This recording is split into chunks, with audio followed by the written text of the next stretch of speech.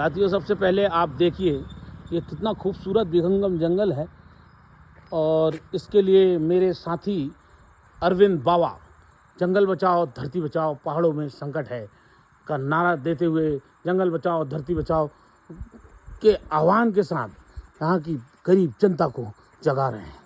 गरीबी और मुफलिसी के होने के बाद भी ये शख्स इस क्षेत्र का नेतृत्व करते हुए एक एक व्यक्ति के अंदर इस जल जंगल जमीन की लड़ाई को बचाने की लड़ाई लड़ रहा है।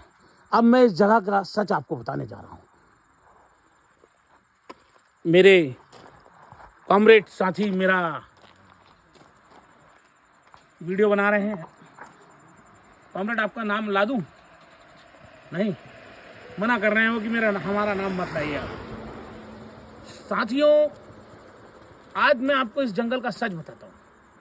ये वन संपदा से भरा पूरा एक वन संपदा का साम्राज्य है, जिसके नीचे बॉक्साइट और अरबों खरबों रुपए की ऐसी संपत्ति जो पर एकड़ करीब 9 से 10 हजार करोड़ रुपए जिसकी कीमत होनी चाहिए, वो दबी हुई है।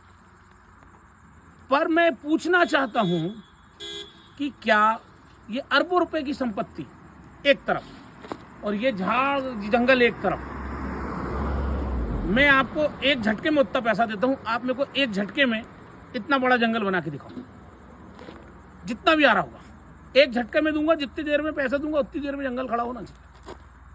हो पाएगा? नहीं हो सकता। कोई दुनिया की कोई टेक्नोलॉजी खड़ा नहीं कर सकती एक झटके में।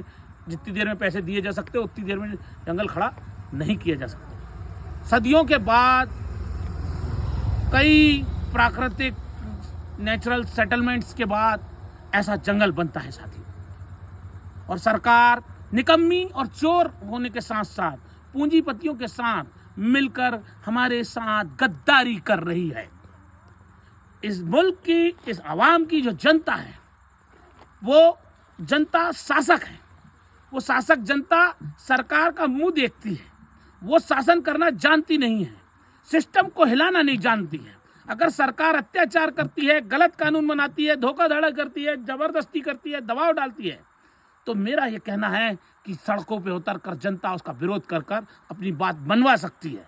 पर नपुंसक जनता कभी इस बात के खिलाफ खड़ी नहीं होती। वो जातियों में बटी है। जो व्यक्ति तुम्हारी जात पूछ कर तुमसे बात करे, पहले तो उसको गोली मारो, मतलब वैचारिक गोली मारो, उसका तिरस्कार कर दो। जो व्यक्ति तुम्हारा मजहब पूछ कर तुमसे बात करे, पहले उसका तिरस्कार कर दो। हमारी जाति, हमारा मजहब, हमारा सब कुछ सबसे पहले इंसानियत है। उस चीज को खो दिया गया जिसके कारण ये लुटेरे हम पे हावी हो रहे हैं। अमेरिका, ब्रिटेन जैसी ताकतें हमारे ऊपर 80 सालों से राज कर रही है। हमारा वैश्विक नेता नेताजी सुभाष चंद्र बोस, रास बिहारी बोस, एम.एन. रॉय जैसे लोग धूल की एक ऐसी गंदी चादर में लिपेट दिए गए जिसको इस जनता ने देख ही नहीं पाई।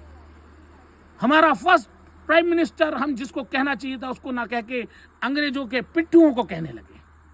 हमारा सच्चा इतिहास हमसे खो दिया गया। हमारा मुल्क ये IAS, IPS ये निकम्मे सब कुछ जानते हुए भी सरकार की गुलामी कर रहे हैं, क्योंकि इनको प्रोटोकॉल मिला हुआ है, क्योंकि इनको नौकरी करनी है। इनको मुल्क से मोहब्बत नहीं है। इन हरामखोरों को इनको मोहब्बत है अपनी बीवी से, इनको मोहब्बत है अपने पैसों से, इनको मोहब्बत है अपनी जरूरतों से। अगर ये सही होते तो जनता कभी इन निकम्मों की राजनीति का शिकार नहीं होती। मेरा आप सबसे एक ही निवेदन है साथियों, ऐसे हर गली में अरविंद बाबा खड़े कर दो, हर चौगड्डे पे अरविंद बाबा खड़े कर दो। मैं इसी इनकलाब की अंगार को जलाने के लिए, इन चिल्पी घाटी हो, चाहे ये घाटी हो, चाहे झारखंड हो, चाहे मेरी पूरी 7 हड्डियां टूटी हुई है। अभी 25-26 तारीख को, मैं जनवरी को, 27 जनवरी को मेरा डिस्चार्ज हुआ। 12 तारीख को मेरा एक्सीडेंट हुआ। मेरे को बोला था कि 3 महीने बिस्तर से मत उठना। मैं 4 दिन नहीं रह पाया। एक संत से मिलने जा रहा हूँ। मेरा आप सबसे निवेदन है साथियों कि मैं इस मुहिम को पूरे 29 राज्यों में अपने संगठन में हर ऐसे अरविंद बाबा जैसे लोग खड़े कर चुका हूँ। जिसके लिए मैंने पूरा देश घूमा और हर जगह अरविंद बाबा जैसे लोगों की पहचान की और जाके मिला, उनको अपनी विचारधारा बताई और इस तरह जुड़ गया जैसे कि मैं ही अरविंद बाबा हूँ और वो ही गगन चौधरी हूँ।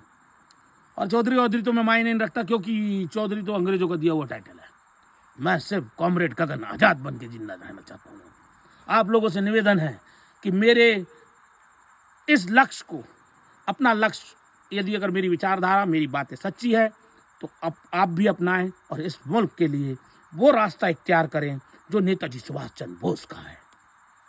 मैं आज़ाद हिंद फौज का परिवर्तित नाम आज़ाद हिंद वाहिनी, जो all India forward bloc Netaji Subhash Chandra Bose की 1939 की पार्टी के द्वारा बनाई गई थी, उसका प्रदेश अध्यक्ष मध्य प्रदेश का छिंदवाड़ा जिले में एक निवास करने वाला एक छोटा सा आम नागरिक आपसे निवेदन करता है कि तमाम संगठनों के मेरे पास हैं। करीब आज मैं 540 संगठनों से संपर्क में हूँ और मैंने किसी संगठन को ज्वाइन नहीं किया, पर सभी ने अपनी अपनी तरफ से कुछ ना कुछ मुझे मान सम्मान दिया, पद दिया, बहुत प्यार दिया। बड़े बुजुर्गों ने तो मेरे घर तक आकर मुझे सराहा और मेरी छोटी छोटी बातों के लिए आए। बलदेव सिंह सिरसा हों, चाहे शिव कुमार कक्का जी हों, चाहे जगजीत सिंह डल्लेवाल जी हों, चाहे मेरे कर्नाटक के साथी हों, उनके नाम बड़े क्लिष्ट हैं, और कुछ नरसिम्हा जी जैसे लोग हैं जो 6 स्टेट का नेतृत्व करते हैं। उन सब से स्टैलिन हो, इन सब से मुलाकात होना, इनसे मिलना और इनके अंदर अपनी छवि और उनकी छवि अपने अंदर लेके आना, अपने विचारों का आदान प्रदान करना मेरे जीवन का लक्ष्य बना और मैं यहाँ तक पहुँचा हूँ। मैं आप सबसे निवेदन करता हूँ और सभी मेरे 29 राज्यों में बैठे हुए अरविंद बाबा जैसे साथियों से निवेदन करता हूँ कि हमें अब एक होकर इस राष्ट्रीय मुहिम को शुरू करना होगा। इस चुनावी राजनीति से इस देश की जनता को बाहर लाकर, इस गंदगी की मजहबी राजनीति से बाहर निकालकर, इस जातिगत समीकरण की राजनीति से बाहर निकालकर एक ऐसे अनमोल भारत को सशस्त्र, पहले सशक्त विचारों की क्रांति, सशक्त क्रांति, और जरूरत पड़ी तो सशस्त्र क्रांति कर हमें हमारे राष्ट्र को बचाना होगा। हमारी सेना जो रोबोट बन गई है, जो हमारी सेना के वीर जवान अपनी जरूरतों, अपनी बीवी और बच्चों के खातिर इस देश से मोहब्बत करने के बाद भी वो रोबोट बन गए हैं और अपने ही लोगों पर गोली चला रहे हैं। सीआरपीएफ हो, सेंट्रल रिजर्व फोर्स के जवान हो, वो भी हमारे ही भाई हैं। वो हम अगर मर रहे हैं तो दुख हमको है। अगर हमारे नक्सलवादी कहे जाने वाले क्रांतिकारी भगत सिंह की विचारधारा वाले साथी हमारे मर रहे हैं तो उनके लिए भी हमें दुख है। और कुछ हमारे भटके हुए साथी जो इस आभा मंडल का शिकार हो गए नक्सलवाद में आने के बाद कि सभी लूट रहे हैं और हम भी उनकी लूट की राह पे चलें, तो उनको समझाकर भी उनकी जो ओरिजिनल विचारधारा थी, जो कानू सन्याल जी को नेताजी सुभाष चंद्र बोस के विचारों से मिली थी, नारायण सन्याल जी को मिली थी, उन सबको हमको जिंदा करना होगा और इस मुहिम को आगे बढ़ाना होगा। साथियों, मैं रहूं या ना रहूं, उस दिन मेरी डेथ होना निश्चित लग रहा था। डॉक्टर ने भी कह दिया था कि 50-50 चांस है, 7 हड्डियाँ पूरी टूटी है, बक्का टूटा है। और मैं अभी आया, अरविंद बाबा ने मेरा इलाज करे और मैं जो बात बोल तक नहीं पा रहा था, आवाज़ तक नहीं निकल रही थी, मैं आपके सामने अभी खड़ा हूँ और मेरे गाड़ियों में कम से कम इतनी जड़ी बूटियाँ दी गई हैं अभी मुझे, और जैसे ही खाऊंगा अभी मैं चलना शुरू हो गया, मैं हाथ हिलाने लगा हूँ। अभी नहीं तो उठ नहीं सकता था, बैठ नहीं सकता था। मतलब मेरे पास ऐसे जादूगर जड़ी बूटियों के बादशाह हैं पूरे देश में, चाहे ऊटी का हो, मसूरी का क्षेत्र हो, पातालकोट मध्य प्रदेश का क्षेत्र हो, झारखंड का क्षेत्र हो, गोलकुंडा का क्षेत्र हो, श्रीरंगपट्टनम का क्षेत्र हो, यहाँ सब जगह मेरे ऐसे साथी जंगबाज इकट्ठे हो चुके हैं जो इस जनता को इस चुनावी समीकरण की 5000 पार्टियों की गंदी राजनीति से बाहर निकालकर हम इस मुल्क के मुस्तकबिल को दोबारा अंजाम देने जा रहे हैं। हम आपके सहयोग के लिए प्रार्थनीय हैं और आपसे उम्मीद करते हैं कि इस वीडियो को एक आम वीडियो ना समझते हुए एक क्रांति का आगाज़ का वीडियो समझकर बड़े गहन चिंतन के साथ समझेंगे। और अगर हमसे कोई गलती हो रही है या हम कोई भारत माता को या भारत राष्ट्र के, कुछ लोग माता कहते हैं, कुछ जमीन कहते हैं, कुछ अंतरात्मा की आवाज़ कहते हैं। भारत एक वैश्विक संगठन है जो हमें अभी एशिया की एक लड़ाई लड़ना है, जिसकी पूर्वी एशिया की लड़ाई 1943 में नेताजी सुभाष चंद्र बोस ने इंडिया में प्रधानमंत्री घोषित होने के बाद तत्काल शुरू कर दी थी और उन्हें उनके आईएनए पे अंग्रेजों द्वारा हमला किया गया, मेमोरियल ट्रस्ट की एक दीवार पर, और नेताजी को अपनी मृत्यु का षड्यंत्र रचाकर गोल होना पड़ा। जो आज की डेट में कोरिया, जापान, चाइना, ये सब हमारे ही साथी हैं।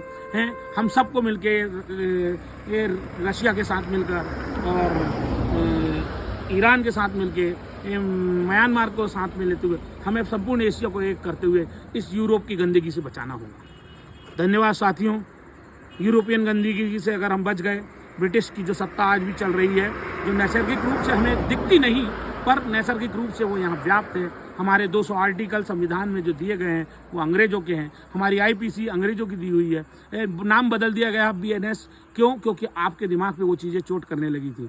सारा लेकुला 1872, 1859, चाहे वो सीपीसी हो, आईपीसी हो, सिविल प्रोसीजर कोड हो, इंडियन मैनुअल एक्ट हो, जेल मैनुअल एक्ट हो, सारी चीज़ें, चाहे इंडियन इंडिपेंडेंस एक्ट हो, सारी चीज़ें ब्रिटिश का एक षड्यंत्र है। चाहे हम